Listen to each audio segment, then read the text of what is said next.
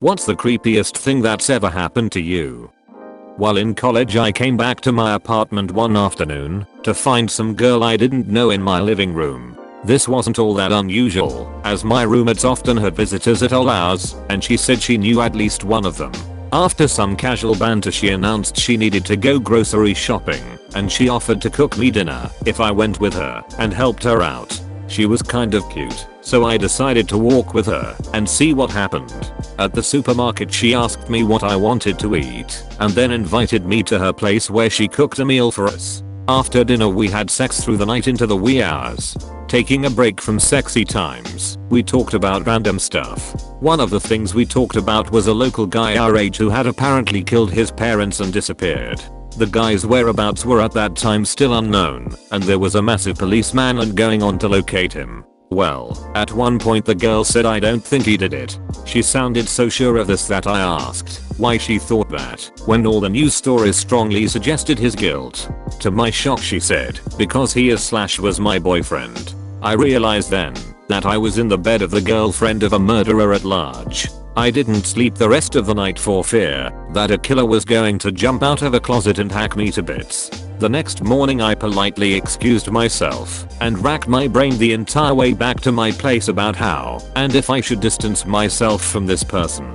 On the one hand, she was attractive, cooked a nice meal, and seemed to want to have sex with me, a big plus. On the other hand, she might have a jealous boyfriend who liked to kill people. The if part was answered when I got to my apartment to find my roommates all gathered in the living room. They'd been wondering where I'd been. Turns out some girl had seen me on the street and followed me home a day or so before, then come back and more or less invited herself in. The girl they were talking about was the girl who I had spent the night with. So the girlfriend of a murderer at large had stalked me and seduced me. She confirmed this a couple days later when I finally worked up the nerve to talk to her again for the last time. The ex was found some weeks later. He had indeed killed his family and a couple more people along the way before he was captured. First, when I was about 5 or 6, my mom took me to her doctor appointment. When she was at the desk paying, I was sitting in a chair in the waiting room. This old man with a huge beard was sitting next to me, and he slowly puts his hand across his armrest and onto mine, with his fingers slightly over my armrest and almost hitting my leg. He slowly jerked his fingers signaling he wanted to hold my hand. He had a smile on his face and honestly, being that age, he reminded me of my grandfather. I thought all old people were loving grandparents who loved children. So, I held his hand.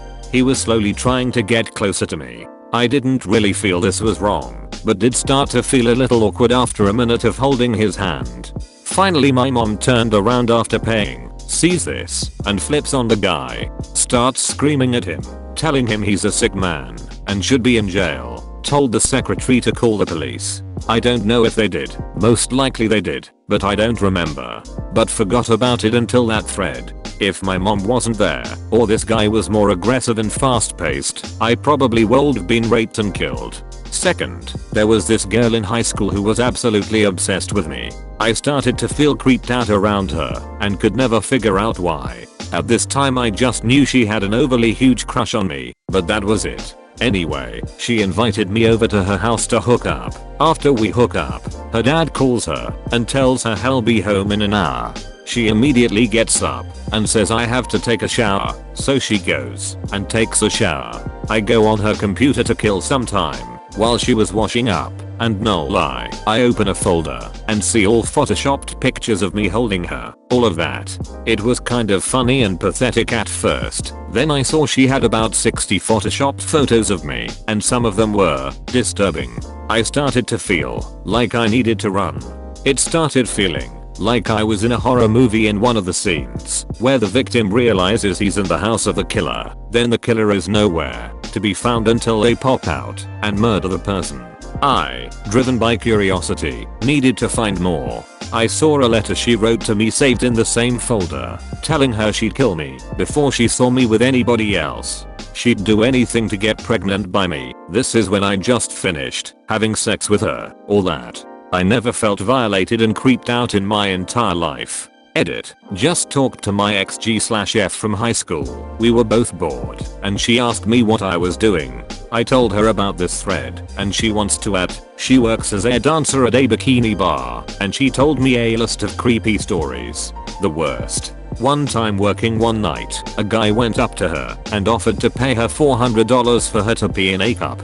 She did, and when she returned it, he asked her to sit down so he could stare at her while he drank it. She said that by far was the creepiest thing any customer has asked of her. She said that he has shown up a couple times after that occasion and has paid her $20 for a lap dance and spends the whole time rubbing her feet without saying a word. Just rubs her feet.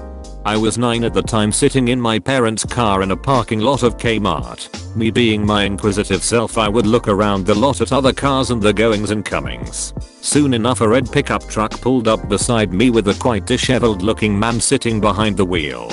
I just stared at him because he had a look of great sadness within his eyes. He stared blankly at the dash for a while. After some time he starts yelling and then breaks down into tears. Immediately after breaking into tears he reaches into the glove compartment and pulls out a pistol. He checks the magazine and points it into the roof of his mouth and starts screaming names. Names of his kids, I guess. He does this for a few more minutes until he realizes a 9-year-old boy is staring lockjawed at him. He just stares at me with the gun in his lap and then smiles and blows me a kiss. He left sometime after the staring contest. My dad came back from the store and asked why I looked so pale. I didn't say a word until we got home, and I immediately vomited into the toilet, feeling so nervous about the entire thing. I broke up with a girl and told her no, I don't still want to be friends or talk to her or anything. 2 months later she burned her house down so that I would talk to her again. She came up to me in school and told me that she did it because she missed me and wanted me back. When I was 17 I had to do a work/study program for a charity that dealt with retarded people in their 20 and 30s. I worked with a 34-year-old retarded man named Ryan. I spent 3 weeks training him to do simple person-to-person interactions so he could be a Walmart greeter or something. I came home after a session to find police at my house as well as ambulances in the driveway. The cops told me my mother was fine, but she had been attacked and cut on her right arm. It turns out that the police were called when Ryan couldn't be contacted. It turns out he had been masturbating to pictures of me. He wanted my picture to show his mom or something, and he had become obsessed to the point where he walked into my house when I was gone with a knife, probably to attack/rape me. The most fucked up part of the story is that while he was obviously mentally disabled, it turns out that he wasn't mentally retarded, but rather posing as a retarded person to meet high school boys. When I was 15, I got a job at the local grocery store as a deli clerk. One day this older guy who was a semi-regular customer apparently decided to give me a gift, one of those giant teddy bears you get as a prize at the Midway. It was really dirty and there was a hole in between its legs into which he had placed a gigantic black dildo. The store manager called the cops and banned the guy from the store, but it was weeks before I stopped looking over my shoulder on my way home. My sister was having a sleepover when I was about 15 or 16. I was asleep in my bed at about 3 AM when I wake up for no particular reason and her friend is standing over my bed. She happened to have long black hair which was hanging down and obscuring her face, and she was doing this freaky raspy breathing thing. I just froze, convinced she had a knife in her hand or something, when suddenly she just climbs into my tiny twin bed with me and lays there. I climbed over her and found out from my sister she was a sleepwalker. AOL chat room. When I was 15, some douche starts douching, insulting everyone. I found cyberfights entertaining back then, so I go with it. After the while, he tells me my address, full name, and a link with a picture of me on it from my old school's website that I didn't even know about, and said he's going to kill me. I matched up saying bring it, and slept with a weapon handy, and still do. He never showed up as far as I know, and I'm pretty sure I'm still alive.